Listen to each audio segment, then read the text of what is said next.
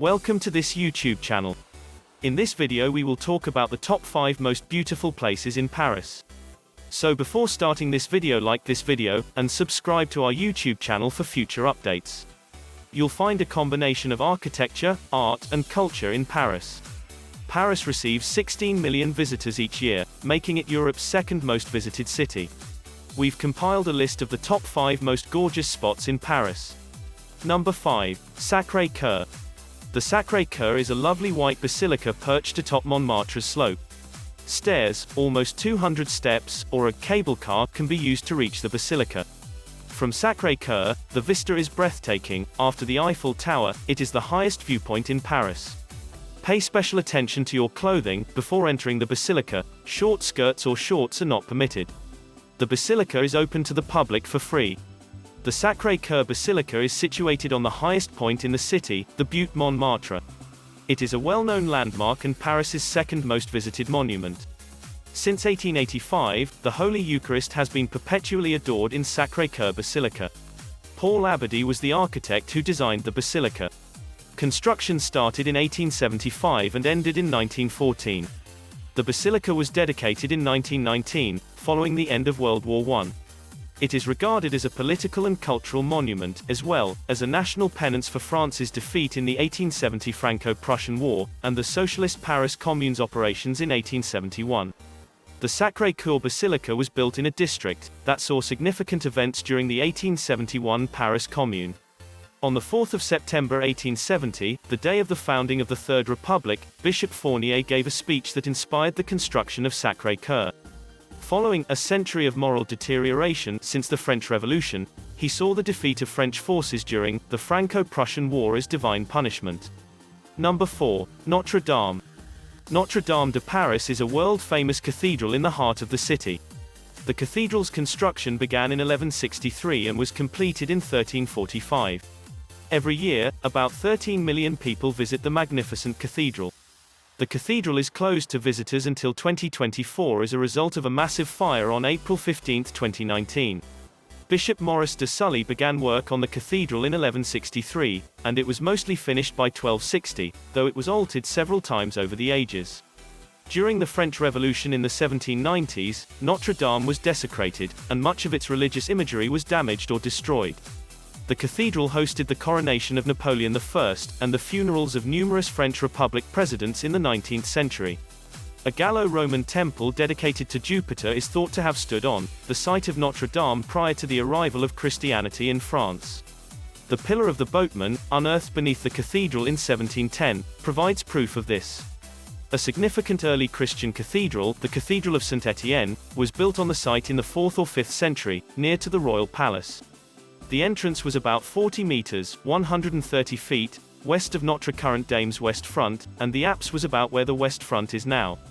It was about half the size of the later Notre Dame, measuring 70 meters, 230 feet, long, and divided into a nave and 4 aisles by marble columns that were afterwards covered in mosaics. Number 3. Arc de Triomphe. Near the Champs-Élysées, on the Charles de Gaulle traffic square, is the city's most famous triumphal arch, one of the busiest traffic squares in Paris. The roof of the Arc de Triomphe is open to visitors every day, and provides a spectacular view of Paris streets. Use an underground pedestrian corridor to get to the Arc de Triomphe. The Arc de Triomphe stands at the western end of the Champs-Élysées, in the heart of Place Charles de Gaulle, historically known as Place de l'Étoile, the étoile, or star, of the intersection formed by its 12 radiating roads. The Arc and Plaza are shared by 3 arrondissements: 16th, South and West, 17th, North, and 8th, East. The names of all French triumphs and generals are etched on the inner and outer surfaces of the Arc de Triomphe, which honors those who fought and died for France during the French Revolutionary and Napoleonic Wars. The tomb of the unknown soldier from World War I rests under its vault. Every the 11th of November, on the anniversary of the Entente Powers and Germany signing the armistice of the 11th of November 1918, a ceremony is held at the tomb of the unknown soldier. The decision to bury the unnamed soldier's bones in the Pantheon was made on November 12, 1919, but a widespread letter-writing campaign led to the decision to bury him beneath the Arc de Triomphe. On the 10th of November 1920, the coffin was placed in the chapel on the first level of the Arc, and on the 28th of January 1921, it was placed in its last resting place. President John F. Kennedy and First Lady Jacqueline Kennedy, joined by President Charles de Gaulle, pay their homage at the Tomb of the Unknown Soldier in 1961. Following President John F. Kennedy's assassination in 1963, Mrs. Kennedy was inspired by the perpetual flame at the Arc de Triomphe, and asked for an eternal flame to be put next to her husband's grave at Arlington National Cemetery in Virginia. President Charles de Gaulle traveled to Washington for the state funeral, where he saw Jacqueline Kennedy light the eternal flame that had been sparked by her trip to France. Number 2. Louvre. The Louvre is the world's most famous art museum. The Mona Lisa and the Venus de Milo are among the 35,000 artifacts in the museum's collection. Because the Louvre is so big, I recommend that you plan ahead of time the works of art you wish to see. The Louvre attracts more than 9 million tourists each year. This results in long lines at the museum's entrance. The museum is housed in the Louvre Palace, which was erected by Philip II in the late 12th and early 13th centuries. In the museum's basement, remnants of the medieval Louvre fortress can be seen. The stronghold soon lost its defensive function as a result of urban expansion, and Francis I converted it into the French king's royal home in 1546. The current Louvre Palace was built after the structure was enlarged several times. Louis XIV chose the Palace of Versailles for his household in 1682, leaving the Louvre primarily as a display space for the royal collection, which included ancient Greek and Roman sculpture from 1692. The Académie des Inscriptions et Belles Lettres and the Académie Royale de Peinture et de Sculpture occupied the building in 1692, and staged the first of a series of salons in 1699. For the next 100 years, the Académie stayed at the Louvre. The National Assembly of France declared that the Louvre be utilized as a museum to display the nation's masterpieces during the French Revolution. The Louvre Palace, which houses the museum, was built in the late 12th century by King Philip II to safeguard the city from attacks from the west, as the Kingdom of England still controlled Normandy at the time. In the crypt, remnants of the medieval Louvre can still be seen.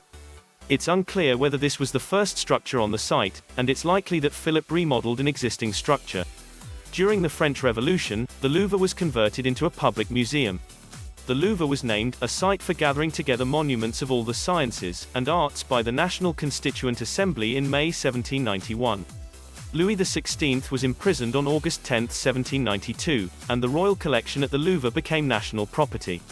Fearing vandalism or theft, the National Assembly declared the museum's preparations urgent on August 19. A committee to preserve the national memory began putting together the collection for display in October. Number 1. The Eiffel Tower. The Eiffel Tower is the most visited attraction in Paris. The tower, which was built in 1887 and stands 276 meters tall, has 3 levels. Visitors have access to all floors of the Eiffel Tower. The monument can be climbed via a stairway, 300 steps per story, or one of the elevators. The tower is 324 meters, 1,063 feet, tall, about the same as an 81-story skyscraper, and it is Paris' highest structure. It has a square foundation that measures 125 meters, 410 feet, on each side. The Eiffel Tower eclipsed the Washington Monument during construction to become the world's highest man-made structure, a title it held for 41 years until the Chrysler Building in New York City was completed in 1930. It was the first structure in the world to reach heights of more than 200 meters and 300 meters. It is currently 5.2 meters taller than the Chrysler Building, thanks to the placement of a broadcasting aerial to the summit of the tower in 1957. After the Millau Viaduct, the Eiffel Tower is the second tallest freestanding building in France, excluding transmitters.